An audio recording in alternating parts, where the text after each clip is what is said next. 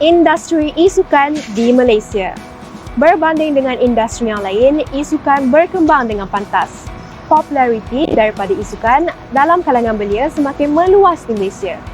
Mungkin ramai juga yang tidak mengetahui bahawa Malaysia dalam usaha untuk mewujudkan hub e-sukan di rantau Asia Tenggara dengan jumlah lebih daripada 14 juta pemain yang mempunyai potensi terbaik untuk menerajui pembangunan e-sukan negara.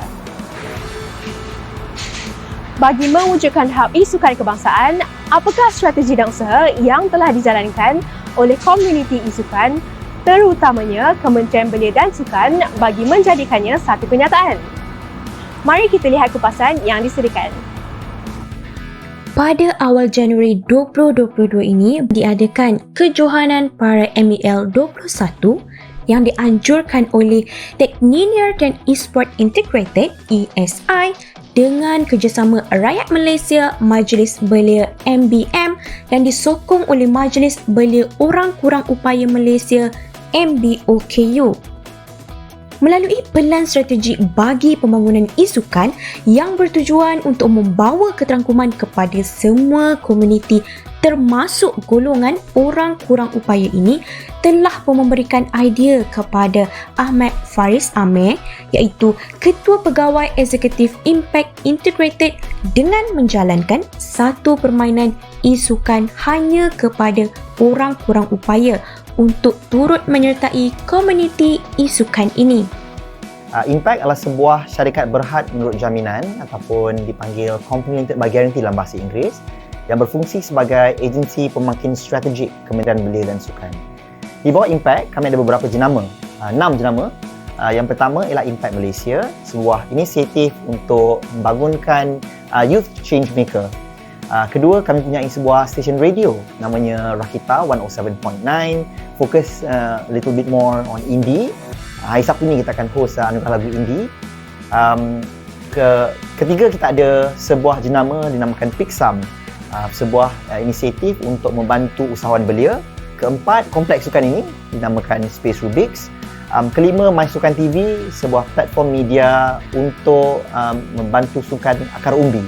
Dan terakhir sekali lah Esports Integrated ataupun ESI, sebuah inisiatif untuk memangkin ekosistem sukan elektronik untuk menjadi lebih rancak, mampan dan inklusif. ESI secara amnya dilancarkan pada tahun 2020 pada bulan Oktober. Punya beberapa fungsi untuk menganjurkan kejohanan, menganjurkan acara, untuk memastikan kemampanan melalui regulations, punya sebuah hub pada tahun hadapan akan siap insya-Allah dan sebagainya. Antara penganjuran kejohanan di bawah ESI ialah Para MEL ataupun Para Malaysia Esports League untuk atlet dan penggiat industri OKU. Seperti yang dimaklumkan, kejohanan para MEL 21 ini bakal dilangsungkan pada awal tahun 2022. Jadi, mari kita lihat apakah persediaan yang dilakukan oleh pihak ESI dan atlet untuk kejohanan ini. Seperti mana-mana kejohanan e-sukan yang lain, memang terdapat persediaan yang perlu disusun rapi sebelum sebuah kejohanan itu bermula. Seperti juga para MEL 21, so kita with ESI together with our event organizer and also our main partners, Majlis Belia OKU, set together and then discuss a few things. First and foremost, which is the game title that we're going to allow for this tournament. Are there going to be multiple titles or just going to be a singular title? What sort of categorization that we will be bringing forth for this tournament, and what sort of marketing and push to generate the sort of registrations that we do aspire for this scale of a tournament.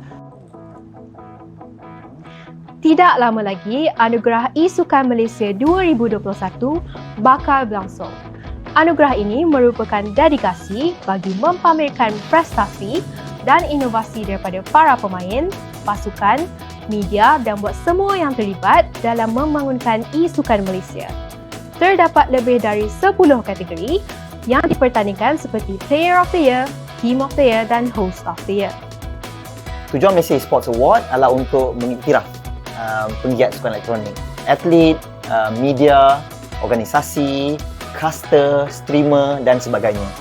Secara amnya, Malaysia Sports Award ataupun MESA, pertama sekali dia akan dianjurkan untuk kali pertama. Jadi sebelum tidak pernah ada awards that is organised and hosted on national level. So this will be the first.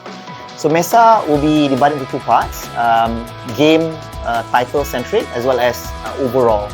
So when it comes to game title centric, we are going to give out awards for Mobile Legends, PUBG, Free Fire, Valorant, and another one that will be a combination of a few, which includes FIFA 21, Dota 2, League of Legends, and a couple more. We're still figuring out the specifics. Bagi terus membangunkan e-sukan di Malaysia, sebuah hub sukan kebangsaan telah dibangunkan. Space Rubix merupakan kompleks yang telah dipilih sebagai hub e-sukan kebangsaan. Kompleks sukan yang berada di Puchong ini juga sebenarnya merupakan salah satu kompleks atau unit kemudahan yang berada di bawah naungan Impact Integrated. Antara hala tuju dan fokus utama ESI adalah hub itu akan digunakan bagi tujuan membantu pertumbuhan e-sukan di Malaysia dengan menyediakan ruang kejohanan dan acara, pusat latihan untuk kedua-dua pemain profesional serta amatur. ESI juga bakal menjalankan siri program pembangunan kapasiti dan membangunkan rangka kerja pengawal seliaan yang efektif menerusi garis panduan e-sukan kebangsaan. Esports Hub development is a continuity of the esports blueprint. So it is already mentioned in the blueprint that we must find ways to ensure that there is an equal access to infrastructure. Jadi infrastructure ni berangkumi when it comes to esports ialah fast internet dan juga sebuah lokasi fizikal untuk orang yang mungkin kurang less privileged people to come and also enjoy those facilities. Dengan pembinaan hub e-sukan ini, ia telah menjadikan sebuah pusat latihan kontingen Malaysia untuk bertanding dalam pelbagai kejohanan di peringkat antarabangsa serta dapat melahirkan lebih ramai lagi atlet e-sukan yang mampu mengekalkan industri e-sukan negara berterusan.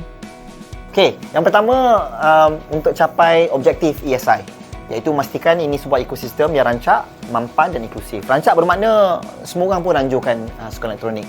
Mampan bermakna it is sustainable in the sense that when you run an esports event, you are able to also sustain yourself. Kan, the industry will be able to be independent without relying on government budget, that is able to generate the economy that it should, and lastly inclusive, so that everyone in every walks of life, not just young or the old or certain race, can enjoy and participate in esports.